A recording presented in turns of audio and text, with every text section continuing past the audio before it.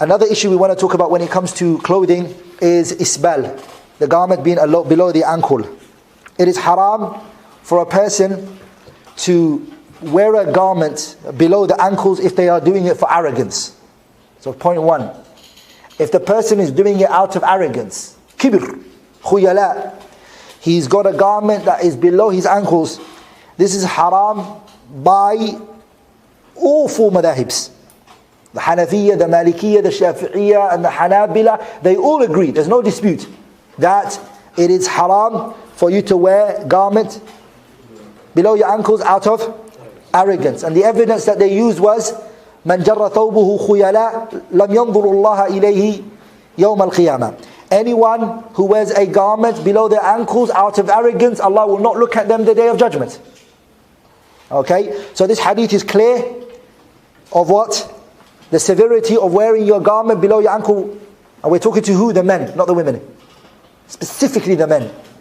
If your garment is below your ankles and you're doing it out of arrogance, Allah will not look at you the day of judgment. But the question here is, what about if you wear it and it's not out of arrogance? You're not wearing it out of arrogance. You're wearing it because it's fashion. It just looks nice. It is also haram as well for the men to wear a garment below their ankles, even if it's not out of arrogance. Okay? And this is of course the common view of the Hanabila, Ibn Hazmin, Ibn al-Arabi, Ibn Taymiyyah, Ibn Hajar, As-San'ani, Ibn Baz, Ibn Uthaymin and many other great scholars. This is the opinion that they pushed. And the evidences really does support them. Which is that the Prophet said in another hadith, مَا أَسْفَلَ مِنَ الْكَعْبَيْنِ فَفِي النَّارِ. Anything that is below the ankles is going to be in the hellfire. So the punishment for the one who does it out of arrogance is that Allah will not look at him the day of judgment. And the punishment of the one who doesn't do it out of arrogance is what? That your legs are going to be in the hellfire. That your legs are what? They're going to be in the hellfire Yawm al-Qiyamah. Now some of you might have a question and say, but how can some of my body parts be burnt in the hellfire and others? I don't want to go into the technicality of that issue. It's another mas'ala. You're opening another door, it's on me. But Sheikh, there is a hadith that Abu Bakr, he felt that his clothing is going below the ankle, and he went to Prophet Muhammad and said that you are out of, because you are not doing it there. Yes. So, but Abu Bakr never left his house with his garment below his ankles. It kept falling and he kept pulling it up. It kept falling, he kept pulling it up. That's why the Prophet said, you are different. Does that make sense? It's different from a person who dresses up, leaves his house knowing it's below his ankles, buys it like that, wants to wear it like that. There's a difference, first of all. Two different scenarios. Yeah, he didn't let him to continue that way. And he didn't let it go down below his ankles. It kept falling and he kept pulling it up. And then the Prophet said, you, Abu Bakr, are not doing it out of arrogance. Are we all together? There's another hadith where the Prophet ﷺ, he said, Al-Isbalu min al-Makhila. Actually having your garment below your ankles itself is arrogance. And Imam al-Tirmidhi narrated this in his Jamia.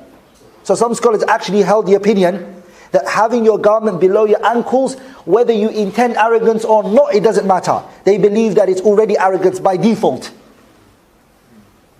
I've told you another opinion, which is that you can and you may not. Are we all together?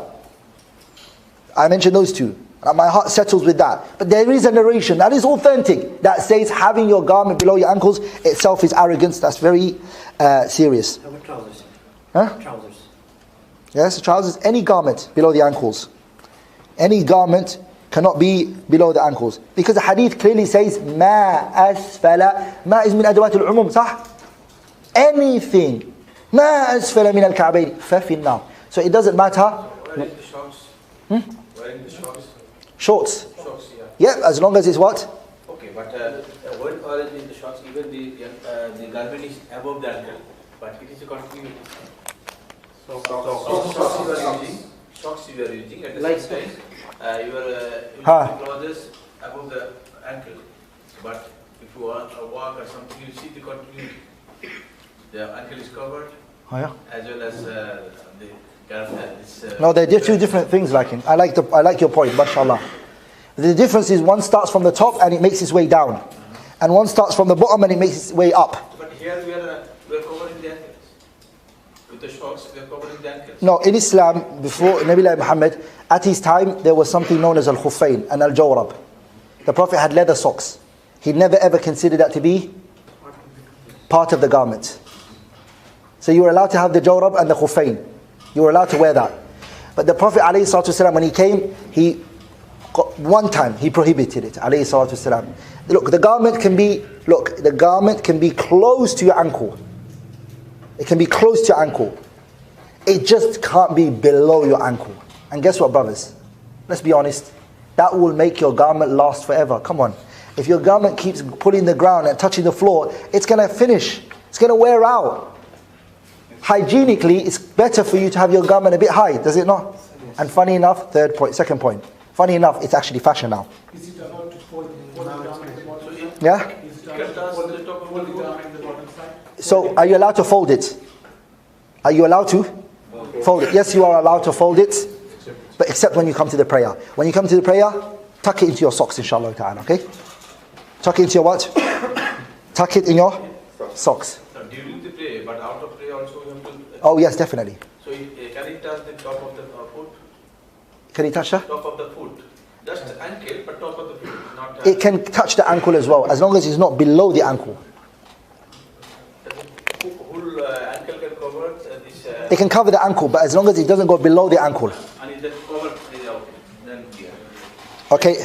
I'm wearing jeans and I've already folded it. I'm wearing it all day. And you're saying while I'm prayer, the jeans cannot be folded?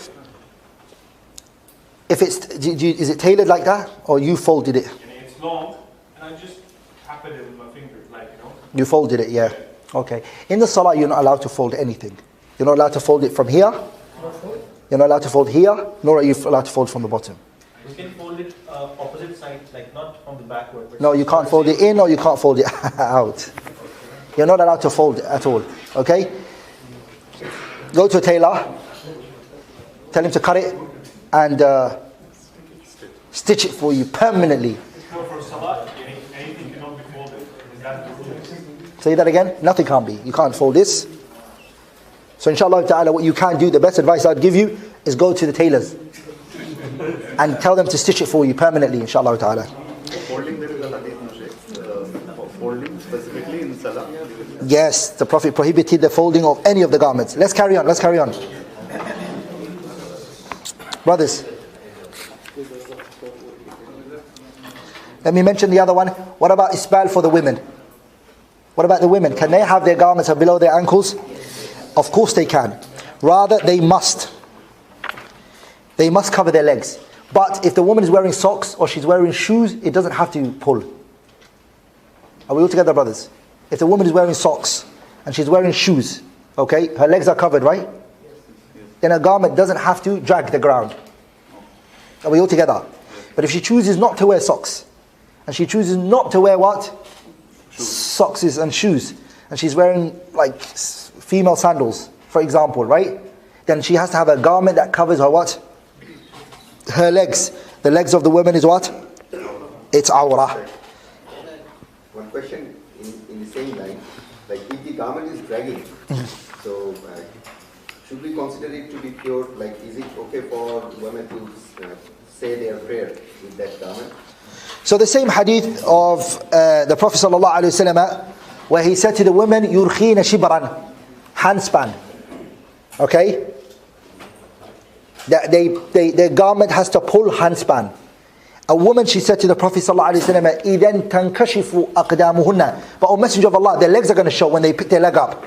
Then the Messenger ﷺ, he said, "Fayurkhina dira'an." She has to let it this much. After she walks, the Prophet said, this much. لا يزيدن عليه, she should not and she shouldn't exceed onto that. So are we all together, brothers? Now, are we all together, brothers? Then the Prophet ﷺ, he said, when she walks on the ground and she goes through somewhere wet, the sand that comes after is going to clean it for her. We already know this earth is pure, right? But today, inshallah ta'ala, in some countries, some people might be watching it from the UK, some people might be watching it from Western countries. It's not safe for a sister's garment to drag that long, because the non-Muslims, they stand on it. Sometimes they get caught up in buses, it gets caught up in trains, and it pulls her head back. Okay? So what is good for a sister is to wear her shoes and socks and boots or whatever she wants to wear, cover her legs, and her garment can just be on top of her shoes. Are we all together, brothers? That's fine, inshallah ta'ala. She's fully covered in bi'idhnillahi al-kareem.